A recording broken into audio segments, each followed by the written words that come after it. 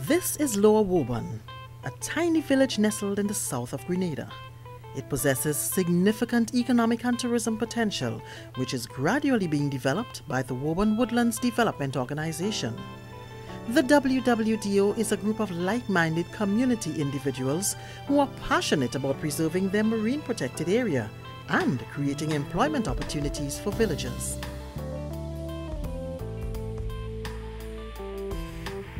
And with at least 70% of all fish life in the Eastern Caribbean present in the Woburn mangrove, which stretches all the way to Fort Judy, it is no wonder that no effort is being spared to protect and preserve.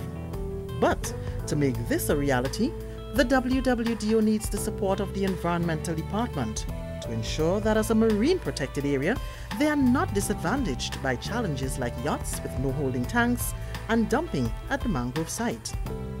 While the road ahead may be long, noticeable strides are being made in areas where work has already been undertaken.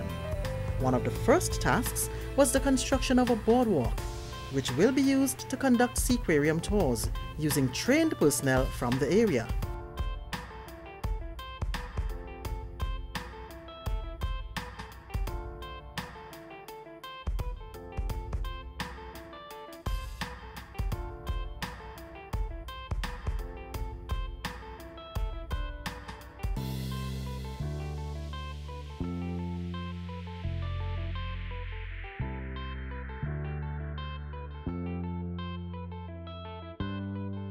The focus now is on cleaning the conch shell-formed ponds.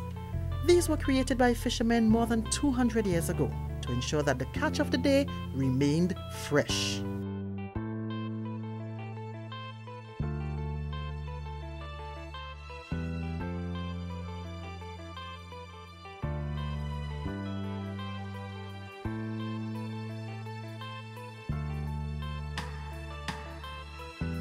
It was a very ingenious idea to use the pond as a means of storing catch. Because in those days there was not electricity and refrigeration as adequate as now, there was this idea to store the catch in the pond living and ready to sell. So you'll come down to the fisherman to purchase anything, you'll go to the back, they'll take it from the back live and sell it live and fresh. That was the idea and the whole concept of this. And that brought about the whole idea of the quantity of shell. Because over the years, this is over 200 years old. And over the years, people keep using and building this back for that purpose. And that's what caused us to end up with this type of facility. That's Mr. Royston Pear, Public Relations Officer of the Woburn Woodlands Development Organization. The ponds are being cleaned to introduce wildlife into the area, which is expected to be a major tourist attraction, complete with trained tour guides.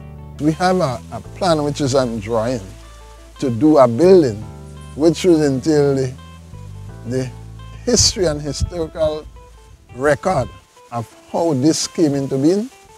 And we also plan to use the local community for development in terms of setting up maybe bars, food place, obviously going to be seafood a lot, and to get the community involved and have them benefiting economically and also in the tourist business.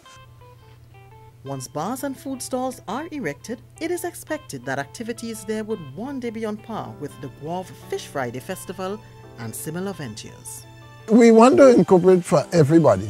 So, yes, the tourists will have a critical role to play in it, but we want to have it running consistently so that it's like a similar Fish Friday idea. You have it, a person will appreciate coming, look at a lobster and say, look, I like to eat that lobster. So that's part of the plan we have, and we also incorporate that with the tourist aspect of it. The hope is to put up a visitor center. So you might have somebody doing natural juices and that sort of thing. We'll try to keep it all eco. So the livelihood itself would be there. You're creating livelihood for people. There is a plan to have a seafood night of the seafood that we have in the area, because Woburn historically has been known for cooking seafood, catching and cooking. I think we're one of the best, not to boast much, but I could boast in Grenada for cooking, because people have always come to Woburn to eat cooked seafood. So it is the hope that we will have these booths for the vendors. So there's also the livelihood component of it. And the organization is not stopping there. An ambitious CMOS project is also part of plans for overall tourism development of the Woburn Woodlands area.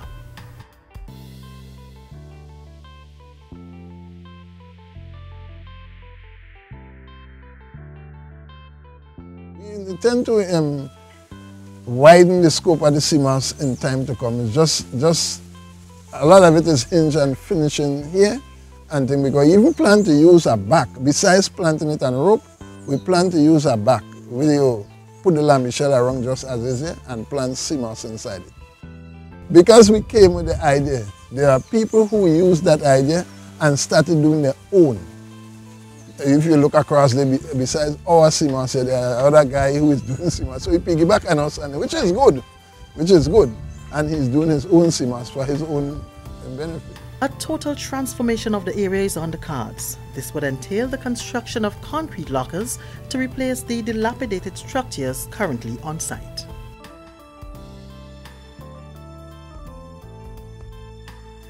There's also fishermen in this bay. There are also fishermen in this bay that come in with their catch. They have lockers. We have to create those lockers for them, some proper lockers. So create the entire environment, that is friendly, eco-friendly, everything for people to come in. Mr. Pierce says in time a rail will be erected at the boardwalk for the protection and comfort of visitors. The entire project could cost as much as $200,000, with funding coming from Jeff, which is monitoring the progress of work and receiving financial reports from the organization. The GEF-funded project also encompasses rehabilitation of the birdwatch site and lighting of the playing field. The birdwatch site was introduced after the mangrove was damaged by Hurricane Ivan in September 2004. An elevated structure, made mainly from green heart, was erected so that visitors can easily spot the birds which either reside there or pass through the area as part of the migration process, a major attraction for visitors. There are as many as 42 different species of birds, many coming from South America during the winter. The mangrove also boasts of different types of fish, and to preserve life in the area, control measures must be implemented. When we get the Conch project in gear, as I say, we have people trained for in different areas. We intend to use the people, the same people from the Conch project, to incorporate them here, to be on site most of the times with the binoculars and whatever. Now what we plan to do is that if somebody don't have a binoculars, you could kind of give them a rental. You say, okay, I'll give you maybe for a small fine, and you use the binoculars to see. That's how we are generating income. So but we are, as I say, we had the same people we had trained for the Conch project. We intend to just extend it and use them here for the same purpose.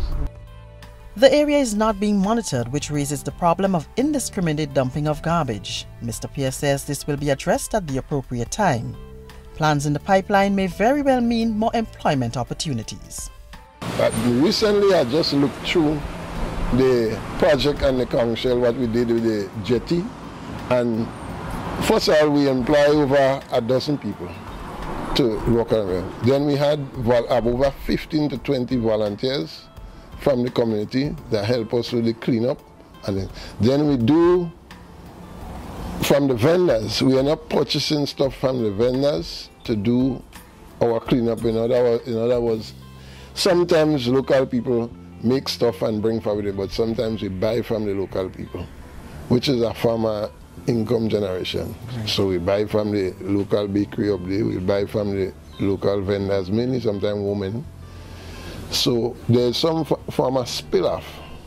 Then we employ guys, despite of community assistance, we give people cash for assisting us in cleaning out of the ponds and that kind of stuff. So everybody have a little benefit coming from the project. Lighting of the Woburn playing field was also done by the Woburn Woodlands Development Organization, working in partnership with Grenada. At night, residents of the close-knit community can be seen playing football and cricket under the 500-watt lights.